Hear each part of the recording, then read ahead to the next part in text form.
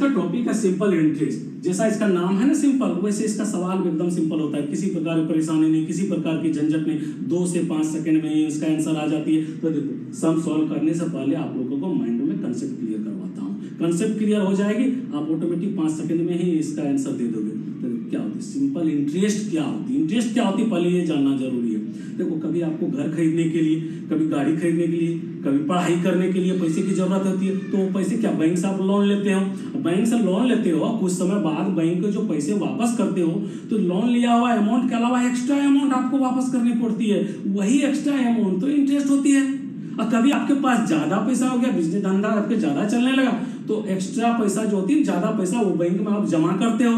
अब बैंक से कुछ समय बाद जब आप वापस लेते हो तो बैंक भी तो आपको कुछ एक्स्ट्रा अमाउंट देती है आपकी जमा राशि के अलावा, तो वही एक्स्ट्रा अमाउंट जो है ना इंटरेस्ट होती है। बस फर्स्ट बात ये है। सेकेंड थिंग क्या है, सेकेंड आप अगर ज्यादा पैसा बैंक में जमा करोगे तो ऑटोमेटिक इंटरेस्ट ज्यादा हो जाएगी। आप ज्यादा समय के लिए जमा करोगे तो पर भी इंटरेस्ट ज्यादा मिलेगी। अब बैंक आपको ज्यादा रेट ऑफर करती है तो पर भी इंटरेस्ट ज्यादा मिलेगी। तो इससे हमको क्या क्लियर हो रही है कि इंटरेस्ट जो है ना प्रिंसिपल रेट और टाइम का समानुपाती होता है।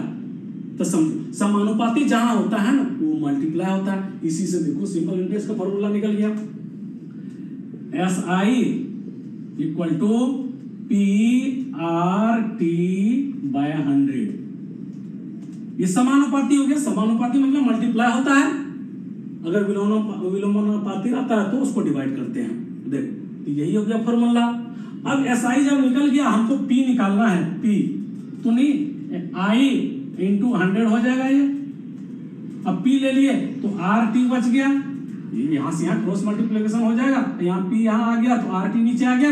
तो उसी प्रकार R equal to I into 100 divide PT हो जाएगा। उसी प्रकार अब T इक्वल टू लेना है तो I इंटू 100 PR हो जाएगा। बस फॉर्मूला हो गया ना, सिर्फ इसी से इधर उधर करके सारा फॉर्मूला बन गया है। तो देखो अब सॉल्व करते हैं सम। A sum of money amounts to 1.5 times itself in 4 years at a certain rate of simple interest. What will be percentage of rate? इसमें क्या निकालने बोलता है, रेट निकालने बोलता है ना। अब देखो यहाँ मनी भी नहीं दिया हुआ है और इंटरेस्ट भी नहीं दिया हुआ, सिर्फ टाइम दिया हुआ है 4 साल। लेकिन एक चीज जरूर दिया हुआ है, मनी जो है ना वो 1.5 टाइम्स हो जाता है, यानी 1.5 गुना हो जाता है। तो इससे आइडिया नहीं आ रही है कि 50% इंटरेस्ट है, जितना भी अमाउंट है उसका 50% इसमें इंटरेस्ट है। तो हम अगर हमको प्रिंसिपल नहीं दिया हुआ तो हम प्रिंसिपल को क्या x ले लेते हैं। अगर प्रिंसिपल को x लेंगे तो इंटरेस्ट क्या हो जाएगा x/2, 50% x/2 ही होगा ना। तो देखो x/2 ले लिया यहाँ इक्वल टू x इंटू देखो ये 4 इंटू रेट तो निकालना है बटे 100 कर दो। अब इसको कट कर दो, ऊपर कट जाता है, इधर उधर रहेगा तो ठीक। अब इसको भी नीचे कट जाएगा, ये 50 हो गया। अब इसको लिख सकते हैं और 4R इक्वल टू 50 और R equal to 50/4 equal to 12.5%। यहाँ परसेंट लिखना जरूरी है ठीक। तो आगे आंसर कितना फास्ट आंसर आया ये देखो। हम और ये सब लिखे तो पर इतना टाइम लग गया, कंप्लीट एग्जाम में सब लिखना नहीं है, यही आंसर निकाल देना, आपको माइंड ही आंसर निकाल देगी। यहाँ से तो पढ़ते पढ़ते आप इसका आंसर निकाल दोगे। तो चलो अब हम नेक्स्ट सम ले लेते हैं। What will be the simple interest at the rate of 15% per annum on an amount of ₹5,000 at the end of 4 years। बस ये तो एकदम आसान है, सिंपल इंटरेस्ट में बैठा दो, SI लिख लो इक्वल टू 5,000 इंटू 15 इंटू 4/100। इसको देखो कट करो, ये कट करो, क्या हो गया 15 चौक 60, 6 पंचे 30, बस 3000 आंसर। अब देखो इतना फास्ट कर लिए, 15 चौका 60 किया, 60 में 5 से गुना करोगे तो 6 पंचे 30, 6 पंचे 30 मतलब क्या 30 थोड़ी होगा, 300 थोड़ी होगा, 3000 होगा ना। आइडिया तो होना चाहिए। 5000 अगर अमाउंट है और 15% है 4 साल के लिए तो 15 चौका 60% तो इंटरेस्ट आता है ना। तो 60% 5000 का 3000 होगा ना, ये तो माइंड में ही आंसर आ जाएगी।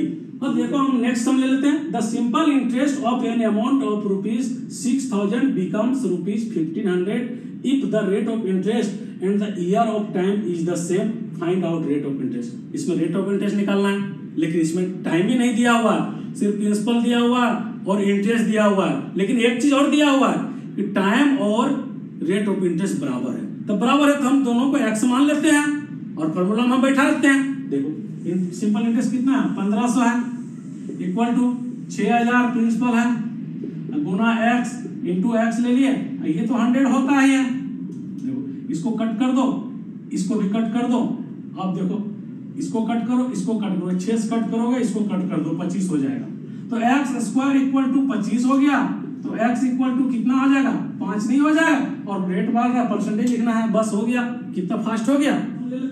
ये कुछ अलग प्रकार का है। An amount of rupees 4500 is being invested in a such way that the simple interest of the first part at the rate of 6.25% for 4 years and that of the second part at the rate of 4% for 5 years is equal. Find out both part. तो दोनों part को पता लगाने बोल रहा है, दोनों part बताओ। तो इसमें क्या है, टोटल अमाउंट कितना है, 4500 है। अगर एक पार्ट हम x ले लें, क्या दूसरी पार्ट y लेंगे, नहीं लेना है। दूसरी पार्ट तो 4500 माइनस x हो जाएगा। बच्चे x और y लेकर के तो उलझ जाते हैं और फिर समय बर्बाद करते हैं। तो चलो हम सिंपल इंटरेस्ट का फॉर्मूला बैठा देते हैं। एक पार्ट x ले लिए, x इंटू ये 25/4 हो जाएगा। इसको सॉल्व करोगे तो 25/4 इंटू 4 इंटू 100 होता है। ये हो गया। अब ये इंटरेस्ट हो गया, दूसरा पार्ट का इंटरेस्ट से निकालना है। तो दूसरा पार्ट क्या, 4500 माइनस एक्स, ये 4 इंटू 5, ये हो गया ना 4 5 डिवाइड बाय 100। देखो अब ये 100 हम कटा देंगे, ये 100 कट गया, ये नीचे नीचे कट जाता है, मल्टीप्लाई में रहता तब, प्लस माइनस में नहीं कटाना, गलतियां हो जाएगी। चलो इसको काट लिया। फिर अब देखो 25x हो गया, 25x इक्वल टू, इसको आप मल्टीप्लाई कर दो, 5 चौक 20, 45 2 90, यानी 90,000 हो गया। ये माइनस कर दो, 20x कर दो, ये हो गया। अब इसको इधर लाओगे तो ये माइनस में, यहाँ प्लस में हो जाएगा। क्या हो जाएगा, 45x इक्वल टू 90,000 और x इक्वल टू क्या हो जाएगा, x इक्वल टू 90,000 डिवाइड 45 हो जाएगा ना। इसको सॉल्व करोगे तो 2000 आ जाएगा, घटा दो इसको, 2000 हो जाता है। तो फर्स्ट पार्ट 2000 हो गया, तो सेकंड पार्ट कितना हो जाएगा, 25 से नहीं हो गया। कितना फास्ट हुआ। देखो इसको सॉल्व करने में लग गया होगा 1 मिनट, लेकिन कंपनी एग्जाम ऐसे सॉल्व थोड़ी करना है। कंपनी एग्जाम में तो रेशियो निकाल के कर लेना है। तो देखो हम पहले क्या, इंटरेस्ट और ईयर का रेशियो निकाल लेते हैं। इंटरेस्ट और ईयर का रेशियो देखो, इसको 25/4 यहाँ गुना 4, एक पार्ट इधर ले लिए और दूसरा उधर ले लेते हैं, 4 और गुना 5। देखो यही तो रेशियो निकालना है। इसको काट दो, इसको काट दो, यहाँ कितना हो जाएगा 25 और यहाँ हो जाएगा 20, ये हो जाएगा। अब इसको हम क्या कर सकते हैं, रेशियो और करने के लिए इसको 5 और इसको 4 कर सकते हैं। अब चूंकि ये 5 और 4 का रेशियो कब है, सिर्फ इंटरेस्ट और टाइम को मल्टीप्लाई किया है ना, तब ये रेशियो 5 और 4 का आता है। हमको इसमें क्या, प्रिंसिपल में मल्टीप्लाई करना है ना, तो प्रिंसिपल किस रेशियो में हम मल्टीप्लाई करेंगे, दोनों बराबर हो जाए। तो इसमें हम अगर 4 से और इसमें 5 से मल्टीप्लाई कर दें तो देखो नहीं हो गया, ये भी 20 हो गया और ये भी 20 हो गया, रेशियो बराबर नहीं हुआ, ये और ये बराबर हो गया।